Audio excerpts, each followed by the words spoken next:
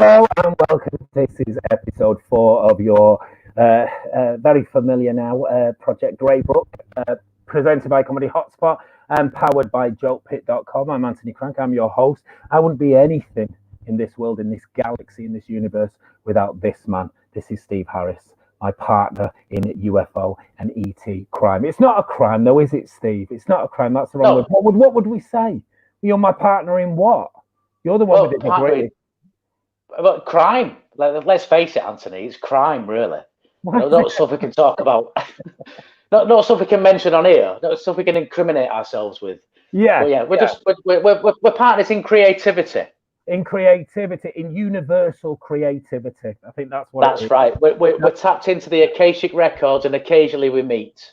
Oh, the Akashic record. That's one for next week or the week after. I'm writing these down now. I've got a mate. Nice to see Skinny Bob as well. I brought ET along as well. Smell my finger. There you go. Touch my finger. Very special guest on tonight. We were going to slightly left field. It's an old friend of yours and someone I know as a long-term Manchester legend. Do you want to give him an introduction? Because I think you would befit that in a more way. I do. This is one of my best friends for a very long time, over 30 years. He used to, he does all. Shut up, you. He's the creator of the T-shirt, the clothing line on the 6th day God created Manchester, which was a massive thing back in the rave days. Identity clothing, and a massive truth seeker. He's very knowledgeable, and he's a huge DJ now. He's on the circuit DJing. Just been asked to DJ Jason Statham's garden party. How about that? How about that? One for the ladies. This guy is he's superb. One of my best mates, and he's really woke, totally woke. Can you welcome Leo B. Stanley? Round of applause. Greetings, hello, Earthlings. Greetings, Leo. Hi, Leo. You're all good. How you doing, pal? You okay? Yeah, I'd just like to say, fantastic program project. What you're doing here, lads. Got a great backing. Cheers, fella. I think it's going to be massive. Thank you. Proper truth seekers. We are, and I'll tell you something. Me and you go way back, and we connected.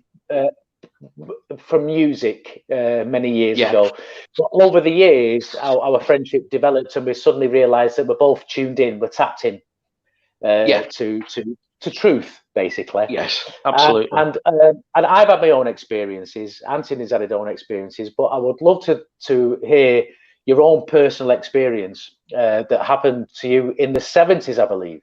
Yeah, January the 18th, 1971. How's that for detail? In a place called Astley, which is in Greater Manchester in the UK. Yeah, very well. I can even, the time was 10:40, and we were there because there was a social club, the Soldiers and Sailors, who would serve you underage. And when we'd finished there, we used to go to this chippy, which to anybody in the rest of the world, it's a fast food place. But this village was what an old working coal mine from back in the day. And it was a Monday evening, nobody around, most people were in bed. We'd had our last drink, we went to this chippy, and we come round the corner, and where the wheel was, where the pit entrance was like that, there it was. My first encounter with a UFO. I'll tell you how shocked I was. It was traditional one, what like we've been educated to see, going round it, like the pork pie hat with shelf like that. Hovering over the wheel, probably, I'd say like 500 meters up from where we were stood. And I was with two lads, two pals. And here's a little twist of the story. I just looked at it and dropped my chips on the floor because I was that gobsmacked. And then it just shot off. And it shot off. Now, here's the twist to it. These lads I've not seen for 41 years. And I met up with them only a few weeks ago. And within 2 minutes of the night, he says, and how you doing? We all said, do you remember the UFO? And that was after 40 years. And that was still on their mind after all this time. And that when I started to doubt myself, I just knew it was right then. And then I was up and running. I don't know if you know, Leo, but it's hanging above your head right now. Oh, you noticed that, did you? I wondered how long it'd take you. This is me, Chris File. The brainwashing one, you know. No, this is my best one. Oh, come on. Sorry, just got to show you this one, guys. So I'll get this right for you. Spaceman. Get him off. Jesus. Controversial. It's the man himself. Hey. It's the man himself. We're complete with his space pack. Take that with me everywhere. Yeah. Anyway, that was my introduction into UFOs, and I was hooked ever since. Well, don't stop there, Leo. Let's get more into the craft. What did when you say traditional pork pie hat? What colour was it? Was it gunmetal black? Was it silver? Well, it was dark. It was winter. It was dark, stuff like that. I remember the light. So you've got like the shape, and then the 45-degree angle. So, and it was like the lights, like we was. Like I always say, like we're all trying to be educated to waiting for the big reveal. It was the traditional one you see from the 50s and the 60s, and that there was. I can't give you a colour because it was pitch black, but the lights on it were like there was round portholes going around it. But one of the things that was like it was the light around the circumference of it. It just kept going round and round and round, and it was hovering over the actual pit itself, the wheelhead that goes down, right? And it was there for what seemed ages, but it probably was only a couple of minutes till, and then it just shut off. So that's all I can tell you about it. But it was the light underneath, the spinning light and the circular motion. Leo, we didn't speak for about 2 or 3 minutes. We were all traumatized. Yeah. Leo, did it feel otherworldly? Did it feel like you weren't just looking, you know, kind of if you saw something industrial, something man-made? Can you go back to that moment and tell us how it felt in that moment? Did it feel that you were witnessing that moment? Yeah, that moment. The only thing I can describe it, from that particular moment, my life changed. So I knew it was something like people have seen ghosts or you know, they usually have that life experiences. I know that was real, and I believed it because when I looked at it and I dropped my chips. But my life changed. It was like, not anything special, but if anybody was to have a sign that we're here, I got it. And the 2 other lads who were quite skeptical did as well. So there was an emotional contact, if I could say. There was no like, we're here, Leo, how are you doing? You know, we're here. Like that. It was just something that stayed with me 40 odd years. And would you say when you say your life changed, would you say it changed for the better? Oh, absolutely. That started my road into my awakening, which I've always said this about Steve and how we met, and of course once you go down that route, you know, David Icke, all the conspiracy theories, it just opened a whole new world for me. And the best part about it was that people used to think you were crazy. I remember when me and Steve used to talk about it, people think you're nutters, you lot. But I'm telling you, when I met them lads after 40 years, we had a lot to talk about, and in 2 minutes they all went, do you remember the UFO? After 40 years, you know what I mean? And that's what proved it to me, that it was, I didn't see it, I wasn't imagining it, I'd not been on the lash or anything like that. And that experience started my awakening. Fantastic. Can you explain what the lash is to our overseas cousins? Sorry, drink. It's an old naval saying when they say you go on the lash.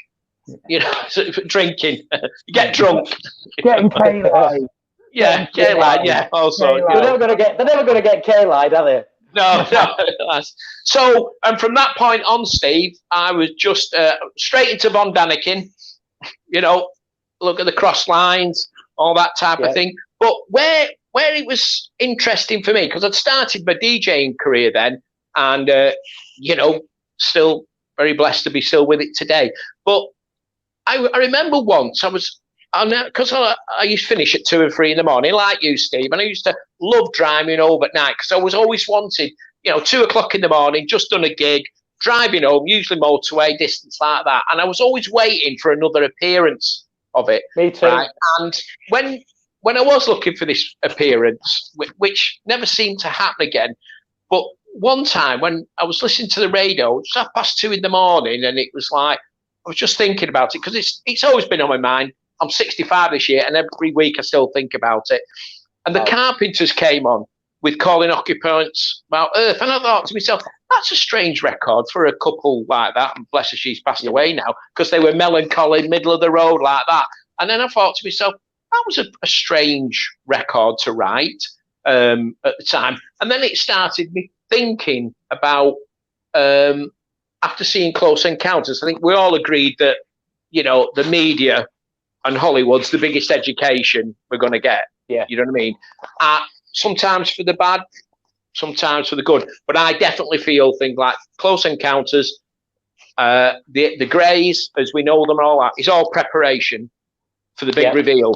Because, I mean, I went to Blackpool a few months ago, and there was like blow-up aliens on the fairgrounds, you know, and I was thinking, and kids were walking around with them like that, and I thought to myself, well, if they reveal themselves, it's going to be no great shock, is it? You know what I mean? And then I started looking at other, like one of the famous ones, which was a mythbuster, is The Visitor by ABBA. Massive groups throughout The Visitor, and the myth was The Visitor was about visitors, and the lyrics can be a tone to that, but the truth is, really, it was about, they were a Swedish group, it was in Russia invading them, that's what they referred to, the visitors. But on YouTube, and a lot of other people interpreted that as, you know, another song about aliens or introduction to aliens, take it what you want. But that Carpenter one was very interesting, because they one of the biggest selling groups at the time, and I believe that they released that song at a particular time in the 70s, when America was like, you know, all onto the Carpenters, all about education. I mean, listen, I could go off on a tangent here but I think that's one for another show and another topic. But you know my views on that, Steve, and you know. Well, we've just had a question in, Leo. Sorry. Just to take things off in a different direction. Colin Mayhew, he says, do you think Robert Bigelow is holding back on alien technology? What do you think about that? Yeah, of course. Do you think so? Anybody that's in position of power or education like that, they're all being told, hold off. You think about the UFOs, right, and the aliens like that. They're all advanced to us, right? They look down on us now, and we're still like cavemen to them. I mean, the way we treat the Earth, the way we treat the Earth, the nuclear bombs, the mass genocide, my personal hate, way we treat animals and stuff like that. And I think they're hovering around just looking at us like going like, this lot are like, we're looking at cavemen from 2,000 years ago. And here's another one, Steve, right? I believe a lot in timelines. So let's take it from Christ, Anno Domini, right? 2000. So from the year 2000, or 0, taking it up to 1954 was the Roswell incident. So there you've got like 1947. 47, right. So we've got over like, from Christ dying, which is Anno Domini. So you've got something like 1,600, 1,700 years. And you look at the way the planet has developed in that 1,600 years, right? TVs, stuff like that, still living in huts, people still starving and stuff like that. You get to 1947, so 10 years in, the Americans, Roswell, are weighing it all up like that. 1955, from 1955 to now, look how the world has technology. In 60 years compared to the other 1,700 years of like living in the dark ages. And you've got that now. And I'm with Dr. Stephen Greer on this. I firmly believe that they're there and they're waiting. I'd like to think also as well, if we start throwing nuclear bombs around, they'll put a stop to it. But I think, and I'm sure we've all witnessed it, we're all ashamed of some of the human beings on this planet, the way they're carrying on and stuff like that. I'm not ashamed of human beings. I'm ashamed of governments is what I'm ashamed of, Leo. I'm not ashamed of a fellow person. Governments is what I'm ashamed of. Well, let me put it the way some people carry on. But just taking it back to the UFO thing, I do think they're observing. And when they look at us, it's like us looking at cavemen, how they carried on. We're still like just in an infancy. And when you look at that timeline from 55 to now, how this world is just, it doesn't make sense. If we have, it's taken 1,600, 1,700 years to get there. And then in 70 years, we've gone to like what we're doing now. It's crazy. Yeah. And I believe all this technology has all come about through Roswell and what they were releasing. The fact that we're sat here now, Leo, doing this is testament to itself. Look at us now. We're all over the place in the UK, and we're brought together by technology on a device that's got everything inside it: radio, TV, internet, which is kind of was prophetic in the film Minority Report. When we saw Minority Report with yeah. Absolutely. It's almost old school now. Yeah, Carl Richard Dawson keeps messaging in as well. Nice to see you, Carl. Hi, Carl. 2 black spheres only last week as well. He was also talking about 2 black silent spheres last month in perfect sync and plain silent as well. We'd love to hear more about that, Carl. Send us a message in. Let us know exactly what went on, how you felt. You're more than welcome to come on the show anytime. He also says, Eat Static CD Implant is a good album to get you in the mood for this as well. We'll check. Nice, yeah, thanks for that. Thank you. We're going to have a look at a bit of topical news now very quickly. Steve, you found this and you sent it to me in the week, didn't you? A little bit of volcanism, a little bit of Star Trek kind of fodder. What is it? Let's see the picture of it first. Right, okay. Now, everybody that can see that's around our age, or maybe a bit younger, or a bit of a geek, will know that this was found on a mountain on Mars, and it's not just the one. There's hundreds of them, the same shape, all over the place. Now, when I look at that, the first thing that comes to mind is Star Trek, Starfleet emblem. Absolutely. Captain Kirk. When they tap to talk to Bridge, there you go. There it is. Brilliant. There's no difference. What did Gene Roddenberry know at this point in the 60s? Well, they also have this imagery in a lot of NASA imagery, don't they? In a lot of the badges and spaceship, there's something very correlative of this image as well, which has always made me question what did he know and what kind of as Leo was saying before, the media are consistently feeding us, as we said about Minority Report as well. Charlie Taylor Hedger is in from South Africa again. Nice to see you, Charlie. She says it's mental. Hi, Charlie. They say it's mental as well. What is it? Can I just jump in there? You see, again, things like this drip feeding. So somebody said to me the other day, right, if you believe this, he said, when are they going to show themselves? I said, when we're emotionally mature enough to handle it. And I think even little things like this, so you've got it, Steve, well done, like that, Star Trek, right? I mean, Star Trek's got to be the biggest education of UFOs going. And I mean, I don't think you can ever beat Close Encounters. I mean, there's so much symbolism in that. Relationships and species. Yeah. Absolutely. And I just think, I love it when people like yourself find these things, programs like this. It's all adding to it. You know what I mean? I don't know whether we'll see it in our lifetime or not, but the way it's going. So that doesn't surprise me, because we've found that. There's 400,000 people watching this now going, yeah, I'll have that. It's all part of this education. What the end game is, I don't actually know. The Pentagon have come forward now. They've literally in the last week, the Pentagon have released more files, more videos, and saying, yes, they're extraterrestrial craft. The Pentagon have said it, so now it's out there, because obviously we discussed this in a few earlier shows, because everybody's on lockdown and COVID-19 has got everybody scared, and now suddenly the Pentagon suddenly do a slow release of these videos and images that they've had for years, and saying that these are extraterrestrial craft because they behave in a manner that we're not used to, we don't understand it. And there's a few more come out as well this week. So the Pentagon have said, yes, ET exists, so do UFOs. That's Charlie's just commented again and said, followed up what I just said, that NASA are using that on their logo for the moon, on their latest project. Why? That as well. What is it though, Steve? What is it? Is it due to wind? Is it due to kind of rock formation? Let me explain to you about Ayers Rock. It might give you a bit of an education. So we all know about Ayers Rock, yeah, right? So if you imagine that millions and millions of years ago, that plane was flat, and over years and years of wind and weather and all that kind of stuff, and it wore it down, and eventually there was a nugget left that was too hard for the wind to erode, and that's what Ayers Rock is. So we might have a similar thing on this mountain in Mars, but which is fine, which is great. It's normal weather erosion, but why that shape?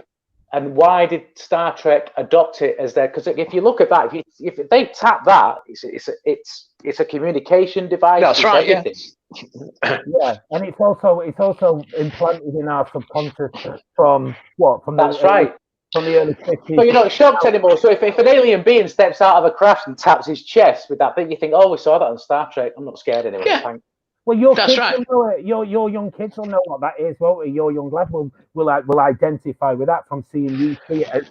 And what's he 5'6"? You know what I mean? So yeah. Go on, While Leo. I've got you, lads, just a quickie bit or something like that. What is your take on not going back to the moon? If we went in the first place? Steve. Well, I think maybe we've been warned off, because I've heard a lot of stories about being warned off the moon. I've heard there were entities on the moon and craft on the moon when they got there. I've heard the tapes, but this all can be made up and copied and and all that kind of stuff. The Chinese are there. They've gone to the dark side of the moon. They're very quiet about that. I don't know, but it'd be a great launch base for people to go from to other places with a rail gun and things like that. I'm not really sure why we've not been back to the moon. Unless there's supposed to be an element on there called helium-13. Am I right? It sounds familiar. Yeah, helium-13 or something like that. But I think there's no reason to go back to the moon. One, because there's no precious metals or anything that we can use on there. Two, we got warned away because maybe it's some kind of massive alien base or something like that. Yeah, I'm going with that one, me. That's the one I believe in. For me, I'm the opposite. I think we're already up there. I think there is operational projects up there and have been for many years. Yeah. Absolutely. Well, who here has heard of Gary McKinnon? No, I've heard the name, but I don't know too much about. Go on. Gary McKinnon was the guy that hacked NASA's computers. Of course. And they're trying to extradite him. They tried to extradite him, but he's got some illness and he can't be extradited because he's poorly. He's not well. They've been trying for years to get him to the States, but he hacked in there and he downloaded images of UFOs. And not only did he download images of UFOs, he downloaded text files of extraterrestrial officers or off-world officers, and it wasn't SS like it's SS Enterprise. These were SSS something, SSS, and it had the whole crew. So as far as this guy's concerned, what he saw was people living on Mars. There's communities on Mars, and there's people going to and from Mars, and they have been doing for years and years with this secret space program. Yeah. So while we're on that, that's something to think about and digest. As it's 7:25, we've got about 18 minutes. Oh, not even that, we've got 12 minutes left. But it's like ISS basically the Knutsford services. No, it's the. It's brilliant. This is the SSS. Listen, so go on, get onto a Damski. I'm dying to know what he did after them two hit singles. We're gonna drop a Damski. We're gonna cover a Damski in a few more weeks. Tune though, it's a tune. Yeah, it's a shame that I wanted to know what he'd have to have done them two hit singles. Yeah, that's it. But we must have made enough money off him. Well, basically, George Adamski, about 1947, it's claimed he saw a cigar-shaped object with his friends, and later on he had another account with an aircraft, and also he communicated, as he said, with Martians or not Palladians, but the Nordics. And he took a picture of a UFO. So can we have a picture of George Adamski first, please? Can we get George up? Yeah, we can look at the comments as well. Right, so this is George Adamski. Okay, this is guy. He's an elderly gentleman, claimed to have communicated with alien beings and claimed to have witnessed a couple of UFO aircraft. But then cut to the actual aircraft he photographed. If we can see that. Now, for me, I was a precision engineer when I went to college. I've studied all sorts of like sheet metal work, welding. I can see the welds on that. I can see the welds at the top. I can see them. It's this light bulb. What they say it is, they say it's part of the chicken. It's something that you use in a chicken coop. It's an instrument. I don't know if it's like an incubator that incubates the eggs. No, it's a feeder. It could be a feeder. It could be a feeder. No, it is a feeder. It's the top of a feeder. I've never seen that before. So See, I'm not sure about George Adamski. Here we go. It says, skeptics said it looks suspiciously like the top of the chicken brooder for warming newly hatched. There you go. Listen to the crankster. All right, cool. So, but the other thing about Adamski I find really interesting, now we are going to go over him, is the fact that he, Orson and the contactees, so he reckons that he had like extreme contact with a Venusian. Is it Venusian? Is that what Venusians? That's it. Venusians, Orson, who came out the ship with kind of medium height humanoid with long blonde hair, tan skin. Do you know what I mean? And trousers not like his. He obviously didn't buy him from Identity and Affleck, did he, Leo? Yeah. He didn't have flares on, Leo. No, they weren't flares. He took over him. He's got tiny legs. He's got little tiny legs. So vicinity baggies. We're going to move really quickly on now because we're kind of going over time a little bit. I wanted to look at the 1908 Tunguska incident. Oh, my favourite. In Siberia, absolutely. Let's have a look at a picture of it. So this is what happened in 1908. Tell us what happened, Steve.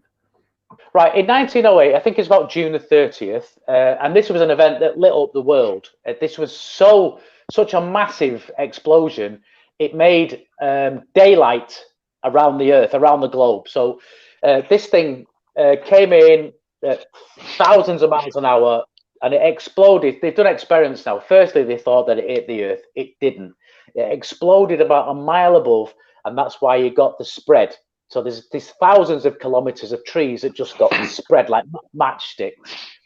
And the only thing that can cause that, they thought initially, was a nuclear explosion. And if there was to be a nuclear war now, God forbid, the first thing they do is explode a nuclear bomb in the atmosphere full of iron filings, which shorts out all the electricity circuits. Yeah. It's very similar to the destruction that one of these bombs can do.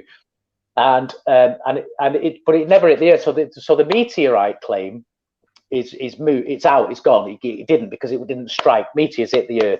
But what they're saying is that some of these meteors get to a certain temperature and they just explode above, and that's what's caused that. But if you look at the next picture of recent Tunguska, that's where the Tunguska again happened. There's no crater. Yeah. But nothing will grow there. In 112 years, nothing's grown there. And it's a very difficult place to get to. This is in Siberia. And you can't get to it. There was a team of Italian scientists that got there eventually. One of them almost died, or did die, from malaria and sickness and bugs and all that kind of stuff.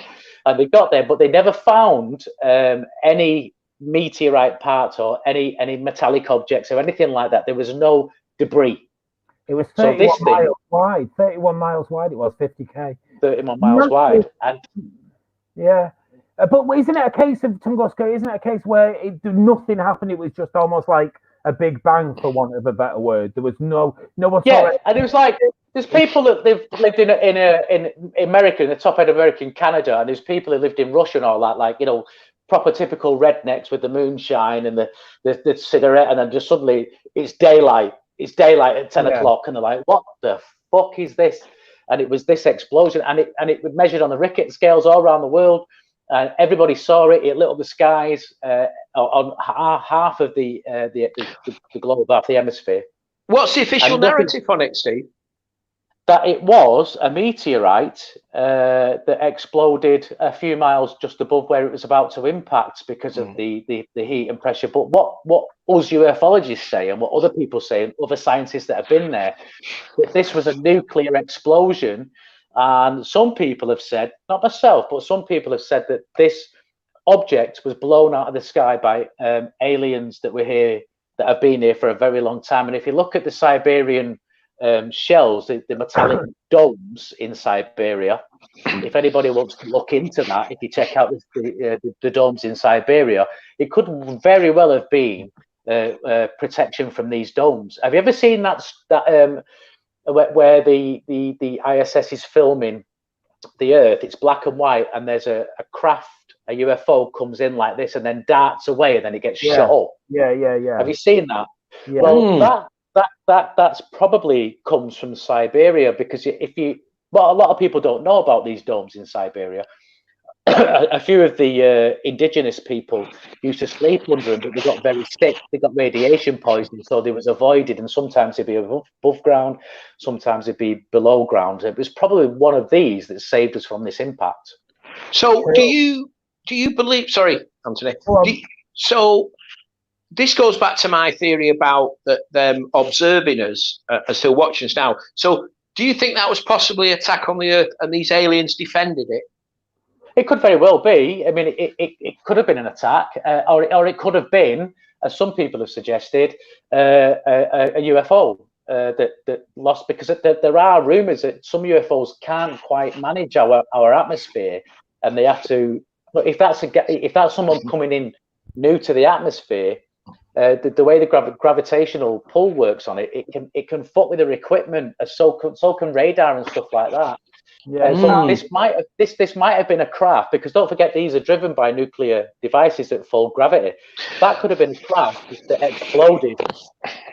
I'll tell you what. It made its way to Siberia to save the population. Yeah, I'm going to stop you there 1 second. We just had a comment in from Carl Richard Dawson again. He says, "What do you think of Richard E. Bird's account of Agartha and Inner Earth?" If you have a look at last week's episode, if you go to any of the sites and names at the bottom of the thing, that will take you to last week's episode 3, where we discussed in detail with Lindsay Davis and Carl Donnelly all about Agartha, all about Antarctica as well, Carl. So I hope that sorts it out. So we're going to have a look at some petroglyphs and paintings now, aren't we? We've got the dog with me now. He's come in.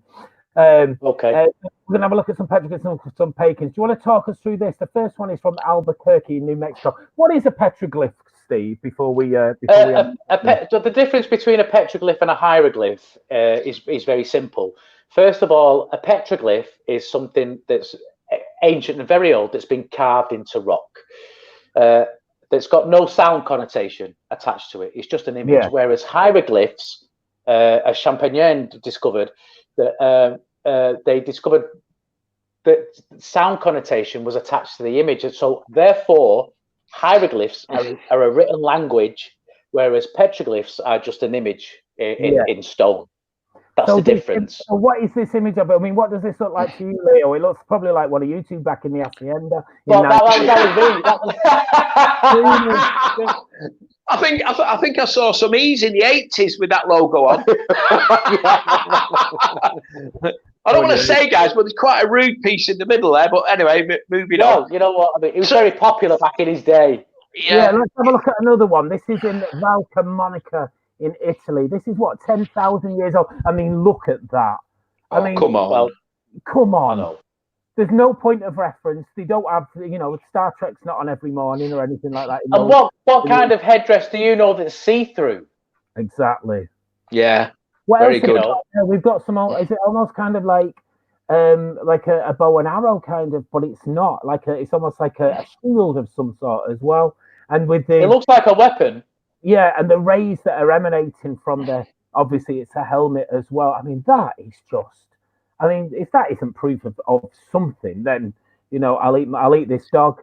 Let's have a look at another one. The cave paintings are silly. Do you have a favourite petroglyph or painting, Steve? Is the one that particularly? I do. I've actually got a copy of it. It'll come up in a minute, but it's Baptism of the Christ by De Gelder. Oh, Steve. Yeah. Another life changer for me, that, mate. You got me into that. When I saw that picture, I just froze. What we're seeing here, Steve. I mean, that looks like. I don't know. That looks like a gorilla, or you know what I mean, a kind of a Rick and Morty, the one on the right, doesn't it? Yeah, it's probably Rick. It's probably Rick in Dimension C137 just walking away. But that one on the left, that obviously is a very. I mean, if I was a caveman, I would paint something with two eyes, with a neck, all that kind of stuff. I'm not stupid as a caveman. I'm never going to paint whatever that is. That's something that somebody's seen. Yeah. So that doesn't look like anything that we're aware of. And maybe it was a species that came and visited and buggered off. We don't know. Well, the one on the right I find particularly chilling. I mean, in a good way. It's a dog man. It is a dog man. Let's go to Mali now in the dog. Speaking of dogs, in the dog on wood.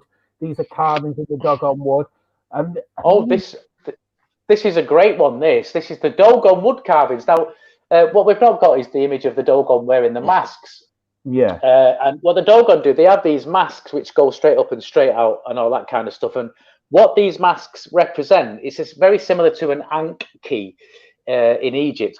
What they represent is the constellation of Sirius, and the way, and if they turn, it's the way that the stars move around the Sirius, a particular object.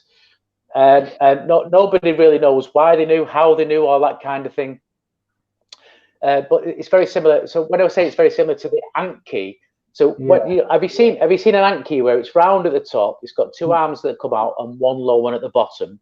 Yeah. Well, these were carried by the priests, and what the round bit, they used to carry it by the round bit, and the round bit represents the Nile Delta, and the two arms represent the east and west bank of the Nile, and the actual long bit, the bit represents the Nile itself.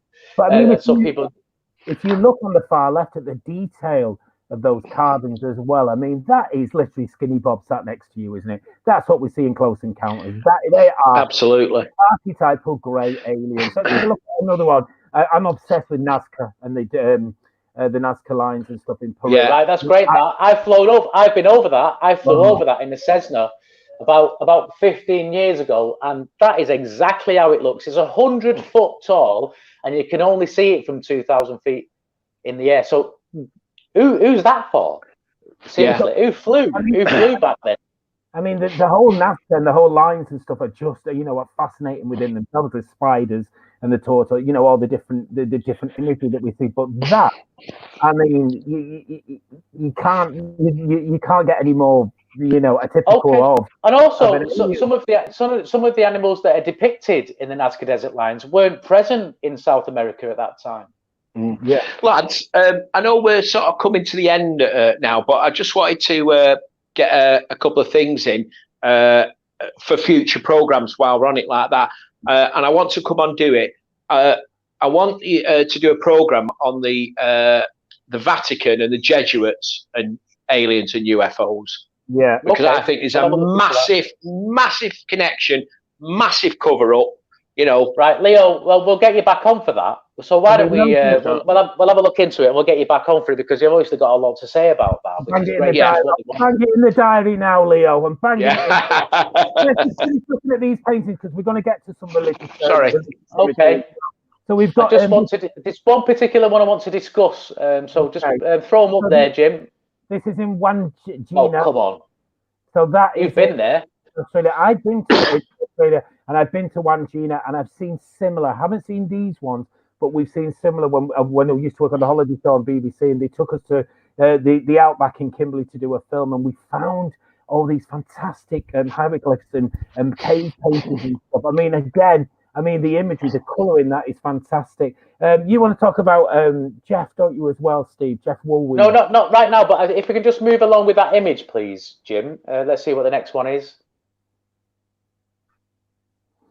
Okay, the next one is the lid of Palenque. This is the one. Now, this is where things can become confusing. Now, everybody's seen this image. Everybody's got their own theories on this image, but I've been there. I've seen it. If you haven't seen it, tell us what it is. Tell us what it is. Well, the lid of Palenque is the lid to Lord Pakal's tomb. He's a Mayan lord. And he lived till a ripe old age. He was very tall, and he was buried in 40 feet down. They didn't find it for years. I think it was about 1947. That's it. That lid weighs 9 tons. That lid, and it depicts. If you go back to the other image, please, that lid there. What Eric von Daniken said was totally misrepresented. That's a man lay down flying a rocket ship. Now, I believed that. I believed it for years and years until I actually went to Palenque and saw it for myself and spoke to one of the guides, and I learned about the culture and what it is underneath the ground. This is why the Christians had a really difficult time trying to relay Christianity to them, because underneath the ground, what the Mayans called was Xibalba, and obviously to Christians it's hell. Underneath the ground is hell. But Xibalba was the place every Mayan aspired to go to. That is why when they played that game of football where they got that rubber ball through that hoop, they would kneel down, put their head forward, and get it cut off because they believed that their blood went into the ground, fed it where everything positive came from, where all the food came from, all the good, everything was great in Jabalba. So that's why the Christians had a very difficult time convincing that if they didn't follow Christianity, they would go to hell. And they was like, "What do you mean, Jabalba? I'll go there now." So there was a problem with that. But what Eric von Daniken did was said that guy's in a spaceship and he's not. What he is under the tree of life. That is the solar plexus of the world. And what Lord Pakal is doing is he's pushing up the tree of life from Jabalba. That's what it is, and it's very easy to say when people don't know about certain cultures that that's a rocket ship and all that, but actually it's not. If you understand the culture of the Mayans, it's Jabalba and the tree of life. But that's similar. I mean, we were having a conversation about this before, weren't we? That imagery and the kind of his position is similar to what's the Indian thing? Bananas.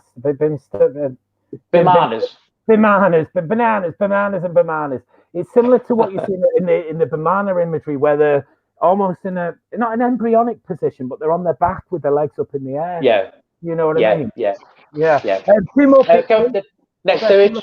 Let's have a look at the next image. This is the baptism of Christ by A.F. de Gelder. That's the fact. I mean, come on. Another life changer for me, that one, Steve, that you introduced me to.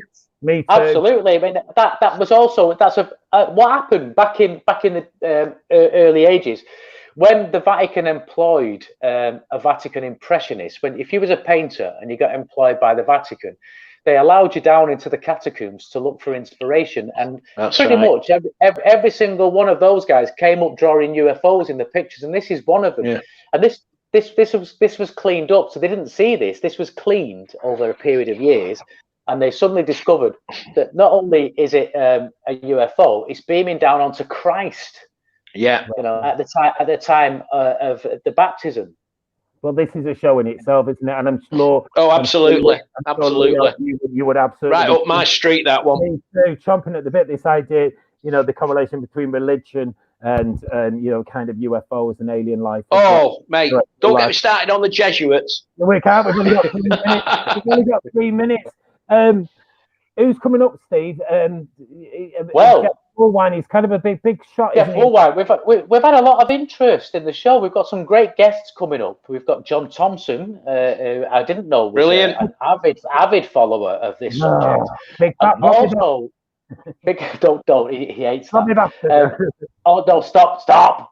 And we've got Jeff Woolwine, who was an Ancient Aliens presenter and also a petroglyph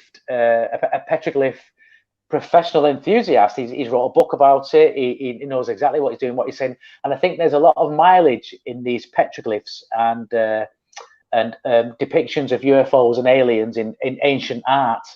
Yeah, isn't it something to do with the Phoenix Lights or something? Well, he is. Actually, from what I can see, he is an expert on the Phoenix Lights, and he's actually found depictions of the Phoenix Lights in petroglyphic art. Wow. I'm looking forward to having him on, but he can't top our guest today, which was Leo B. Stanley. Leo, thank you. So much. I've really enjoyed it. I wish you luck for the future. I want to come back on for the Vatican and stuff like that. I wish you all the best for the future. And to everybody out there, keep the faith because it's coming. Cheers, dude. Take care. Rock and roll, baby. Rock and roll. Thank you very much. I'm looking forward to that one, Steve. Especially all the best to you. And stuff. As always, we'll be back on next week live on Monday evening from 7 o'clock. Failing that, you can get us at all the portals that are advertised on the banner at the bottom as well. Just go to jokepit.com or check us out on Facebook, Instagram, etc. Steve, keep the faith this week, mate. Yeah. Charlie Ada says thanks again, guys. They've had a power cut in South Africa. Cheers, Charlie. Johnson says bye. We are nothing without you guys, so please comment. If you've got a story, if you want to come on the show, hit us up. We'll bang you in there. Absolutely. And we'll for definite. Final word to Steve. What are you thinking this week? Well, a little bit of a motto, like He-Man. I've been watching Masters of the Universe, where they always gave you, they gave you a words of advice. Give us some UFO, some extraterrestrials, some otherworldly universal words of advice. Go on, Steve. Look, do you know what? look in ancient texts. Look at religions for stuff, and don't fear ridicule because you'll be believed on this show. Come on this show. We're woke. We totally know what it's all about. Spread the word. Spread the word indeed. Live long and prosper. We'll take the final word from Colin A. Mayhew. We'll see you next week. Bye bye. Peace out.